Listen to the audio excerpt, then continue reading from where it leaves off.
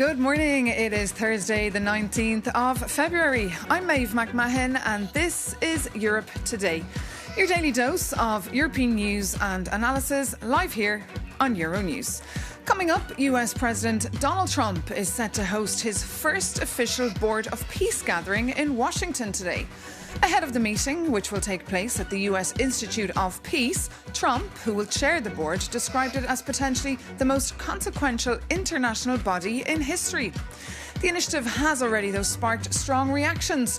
Critics warn it reflects an imperial agenda and could sideline the UN, but supporters argue it could serve as a practical mechanism focused on reconstruction efforts, particularly in Gaza. We can take a listen now to the White House Press Secretary, Caroline Levitt. I don't think that peace should be partisan or political or controversial. And of course, the administration wants all those who were invited to join the Board of Peace to join. And this president has a very bold and ambitious plan and vision to rebuild and reconstruct Gaza, which is well underway because of the Board of Peace. This is a legitimate organization. And your news correspondent, Maya Delabum, is following the story for us and joins me now in the studio. Good morning, Maya. Good morning, Maeve. So look, a big day for this Board of Peace. Brussels has sent the EU Commissioner for the Mediterranean, Suiza, but so many ambassadors are furious about this. That's what you've been reporting. Tell us more. Yes, diplomats told us that there was a very tense meeting in Brussels yesterday with many countries, including and especially France and Spain, saying that they were not consulted. So they are sending Suiza in Washington, D.C., but, member states should validate the mandate of Mrs. Suiza. And this is what they have been saying in this meeting, where other countries also were furious because, this is a foreign policy matter and you need a mandate validated by the 27 EU countries to be able to send a commissioner to Washington, D.C. and participate in a very controversial entity, which is the Board of Peace. And on top of that, I think that, most diplomats say that Mrs. Suiza is a very political figure. This is a Commissioners are political figures. And so why would you send a political figure to D.C.?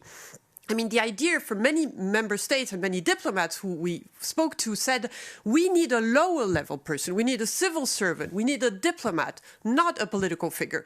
And on top of all of this, I think what we've gathered in our reporting is that diplomats are also furious because they think this participation of Mrs. Suiza sends the wrong signal. Because it means that, in a way, it means that Europe is validating the Board of Peace. And we know that the Board of Peace is a very controversial entity. Most member countries, and again, I'm talking about France, Spain, and I'm excluding Hungary and Bulgaria, which have said that they would participate in this Board of Peace. But the reasoning behind this is that it sends the wrong signal that Europe is validating the Board of Peace, which most countries aren't. Yeah, so I'd say there's some awkward phone calls now between the Commission and the capitals. But meanwhile, the Commission is standing by this decision.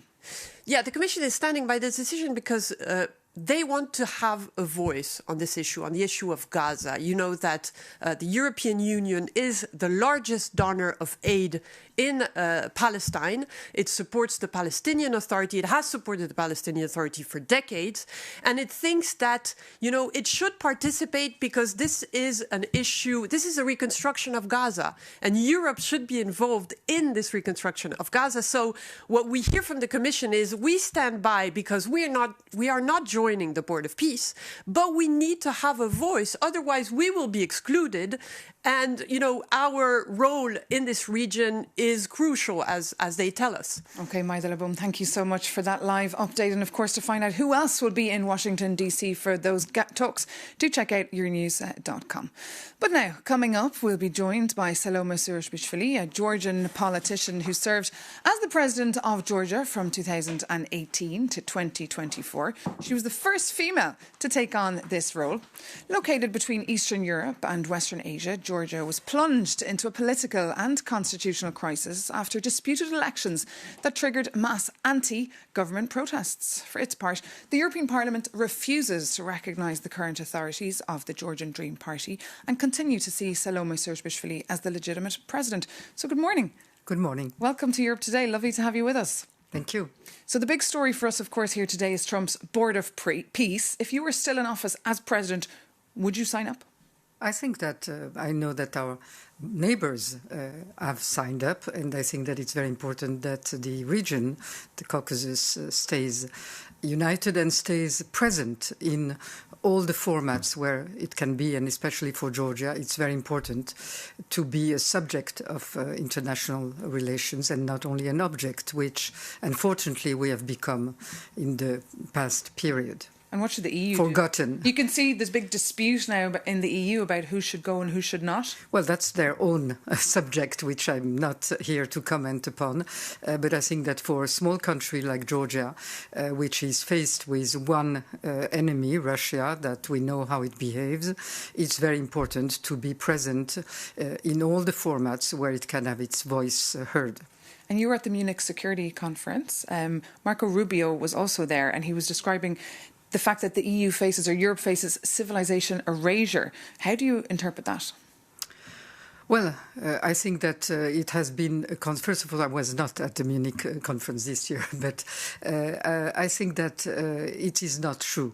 It's not what happens in one day that suddenly Europe's and this civilization is erased. And on the contrary, I think that what is happening is a wake-up of Europe, which is discovering that together with its huge economic power, its huge civilizational power, it also needs force, strength, and military power. In part, that's also thanks to the wake-up call from the United States. So I think that all of that coming together is very good news for the Europeans and for the to-be Europeans. And you mentioned the threat of Russia earlier. We know that the talks took place yesterday in Geneva for 2 days, trying to end that war in Ukraine. Do you think they will ever come to an end? I think, of course, it will come to an end one day. What is important is how it comes to an end, because as neighbors of Russia, all the neighbors of Russia know that Russia has been a constant invader, a constant aggressor, and a constant imperialist power that doesn't know where its borders stop. So what is very important out of these peace negotiations is the, of course, sovereignty of Ukraine, territorial integrity of Ukraine, and also the fact that Russia recognizes elsewhere that it cannot occupy the territory of its neighbors. That's true for Abkhazia and Ossetia. That's true for North Dnepr, But is Putin interested in peace, do you think, at these talks? He's never interested in peace. He has to be brought to peace by constraint. And I think that in that sense, probably the uncertainty that Putin is probably experiencing with Trump and Trump's actions is the best ally for forcing him down to peace agreement. Maybe it's the best time that we have to see Russia having to recognize that somebody is both unpredictable and stronger than he is. And meanwhile, in Georgia, what about the path towards EU membership? It's on ice now. Talks are on hold. Well, it's a very thick ice at this time because everything that is happening within Georgia today is distancing us from the European path, from the European reforms. We have a capture of the state by Russia. We have a Russian model, in fact, being put into place at a very rapid pace, and that's costless for Russia. Much more costless than, of course, the military intervention in Ukraine. With us, it's taking over institutions, democratic old principles, but there is a civil society, unlike in Russia or unlike in Belarus, a civil society that is fighting, that is resilient. And what more can you do here? What more can you do here? What more can I do? Be heard here, but I'm in Georgia. I'm not here. I'm going out just to have the voice of the Georgian people heard. More attention to Georgia, which is not easy at a time when there are so important and many crises around us. But it's still very important that we have the moral support, because the people that are fighting for a European democratic Georgia. And we think that it's important not only for Georgians, happens, but it's important for the future of a strong Europe, very present in the Caucasus and also American partners. Okay, Salomé Surabitschwili, thank you so much for being our guest this morning here on Europe Today. But now, moving on, speaking on Europe Today just yesterday, the US Ambassador to the European Union, Andrew Puzder, said that Europe has a major problem with mass migration. This after Marco Rubio warned that Europe faces civilization erasure. Our Jakobianis takes a look at the data. You might be wondering, is the EU experiencing mass migration? And you see, there isn't a simple yes or no answer, because the numbers are actually falling. Last year, Frontex, so the EU Border and Coast Guard Agency, reported over 25% drop in irregular crossings to around 180,000. And this is less than half the total recorded in 2023. But public perception tells a completely different story. And for clarity, let's narrow it down strictly to irregular migration, so people crossing EU borders without official permission. Because the feeling of a crisis is so strong, mainstream politicians are adopting policies that used to be considered taboo. And take Denmark as an example. Led by a centre-left government, they are pushing a zero-refugee policy and advocating for asylum processing outside of Europe. And as this Denmark model spreads, the European Commission and major players like Germany are now officially backing the idea of return hubs in third countries.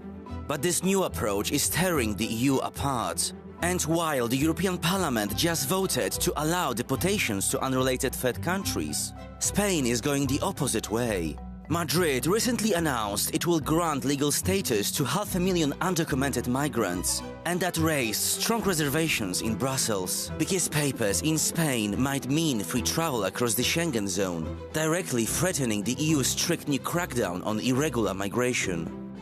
Meanwhile, over 4 million Ukrainian war refugees live in the EU legally. Fleeing Russia's invasion, they did not come by choice. And, what's important, they did receive official EU protection. But when you walk down the street, perception doesn't care about visas or paperwork. And that is why this clash is no longer about policies and numbers, or even the migrants themselves. Jakobianis there. Well, moving on, Real Madrid's 1-0 victory over Benfica in the UEFA Champions League in Portugal has been overshadowed this week by fresh allegations of racist abuse. The 25-year-old Brazilian professional footballer, Vinicius Jr., was allegedly verbally abused, prompting the referee to hold up the match and trigger an anti-racism protocol. For more on the impact of this, we can now cross over to Lisbon, where Euronews' correspondent João Azevedo is standing by for us, outside the very football stadium where the incident occurred. Good morning, João. Just tell us what happened and what's next. Yeah, good morning, Maeve. Good morning to you and the team over there in Brussels. It did happen at the stadium right behind me, as you said. You know, Vinicius Jr., he had just scored the goal. It was a monumental goal, curled in a shot into the top corner. But that masterpiece triggered some ugly scenes over there on the pitch. You know, Vinicius Jr., he also had a somehow provocative celebration, but still he can celebrate as he wants. And actually, that celebration, it did put off the fans in the stands and also some Benfica players on the pitch, especially Prestiani, who confronted Vinicius Jr. He actually pulled his shirt up over his mouth, and he did tell him something. Actually, Vinicius Jr. Spotted it to the referee, reported it to the referee, saying that he had been racially abused. Madrid's French striker Kylian Mbappé confirming that version at the end of the match, telling reporters in the mixed zone that he heard Prestiani call Vinicius Jr. A monkey 5 times times.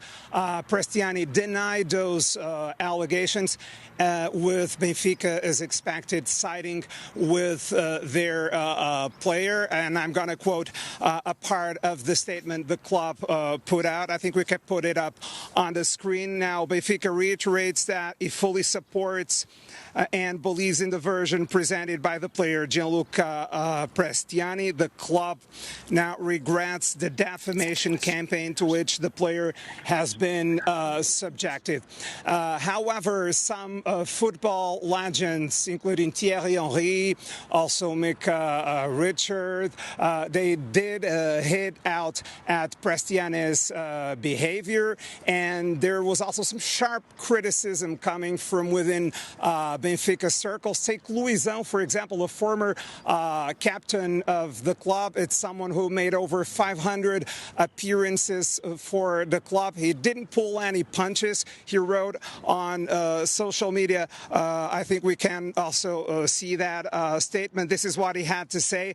I love Benfica. It's my second skin. This message makes it worse. He's obviously referring to Benfica's statement, saying that that message makes it worse because it's a lie. It was a racist act, yes, and I am ashamed of that. So pretty strong words there from Luizão. Now, UEFA has appointed an ethics and disciplinary agent who will be charged with investigating the incident. Of course, a judicial battle is now going to start. You have Madrid players saying that if Prestiani was not going to say anything wrong, then why did he feel the need to cover his mouth? But then on the other hand, Benfica saying that it's not possible for any Madrid players really to say that they heard any racial slur coming from Prestiani because there was a rowdy atmosphere in the stadium with a lot of noise, and the distance between the players, that just makes it impossible for any player to hear any racial slur from the opponent. So now, as I said, a judicial battle will be happening, and we do know that, of course, if Prestiani is found guilty of racial abuse, he lands in hot water. Of course, he risks a pretty heavy sanction, potentially a 10-match ban. And Joe, just tell us, is this an isolated case, and what does it say about racism in football? Yeah, it's not an isolated case, actually, and especially as for Vinicius. Vinicius Jr. is certainly not a stranger in this kind of episodes. For example, since 2022, he's filed 18 legal complaints for alleged racist abuse. So this is a player who's been involved in this kind of incidents quite often. The most high-profile one maybe dating back to May 2023. It happened at Mestalla Stadium in Valencia when Vinicius Jr. confronted some spectators in the stands. And ultimately, 3 Valencia fans were sentenced to 8 months in prison. And they also got banned from stadiums for 2 years. They even apologized to Vinicius Jr. So that was the very first conviction for hate crimes in Spain, and obviously a big win for Vinicius Jr. You know, some Valladolid fans, 5 Valladolid fans also got sentenced to some time in jail following some racist abuse directed at Vinicius Jr. And this recently, as January 2026, like some weeks ago, a group of Albacete fans, they were heard outside of the stadium ahead of a Copa del Rey match against Real Madrid, singing racist chants towards Vinicius Jr. Now, that said, UEFA does not not have a really strong track record when it comes to punishing racism. There was a 2021 Europa League match with Slavia Prague's center back found guilty of racially abusing Glasgow Rangers midfielder. But other than that, it's been a very light fine here and then, so we'll see how things shake out. João Azevedo, thank you so much for that very comprehensive live update there from Lisbon, and thank you so much for watching. That does bring this edition of Europe Today to an end. For any more news and analysis, any of the stories we're covering for you here on Euronews, do visit euronews.com. Take care and see you very soon here on Euronews.